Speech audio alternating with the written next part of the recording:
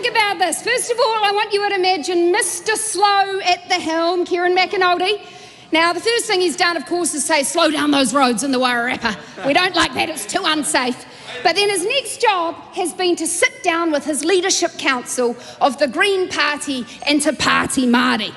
And he sits down with them all and he says to Chloe Sprawbrick, now what should we do to help working New Zealanders? And she says, well, actually, Kieran, I think it's time for some degrowth Marxism. Because actually this whole idea that we will create a productive economy is wrong, bunkum, let's give socialism a go. And Kieran looks a little bit disturbed. So then he turns around and he says, well, what do you think, Debbie Ngāri Wapeka? What should we do? She says, no.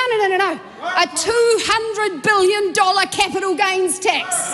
That's what we need. We need to confiscate half of GDP to make working people better. And Kieran's confused at this point. He's saying, I'm not sure she's got her numbers quite right. So what do you think, Rawiri? Rawiri Waititi, what's your prescription for making New Zealand better?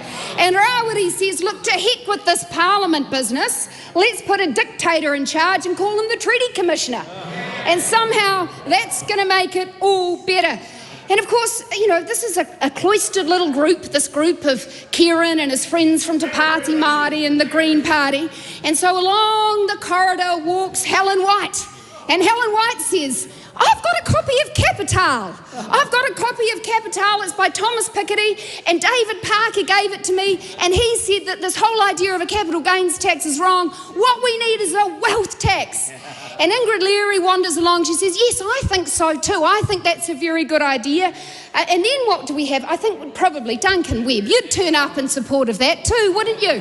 And so there's a little fight breaking out in the corridor between the CGT folk and the wealth tax folk.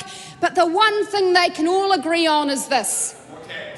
Labour's prescription for the economy is tax them more, borrow more, hire more public servants in Wellington, and somehow that will all trickle down to working New Zealanders being better off. Well, I tell you this, Labour used to be the party for working people.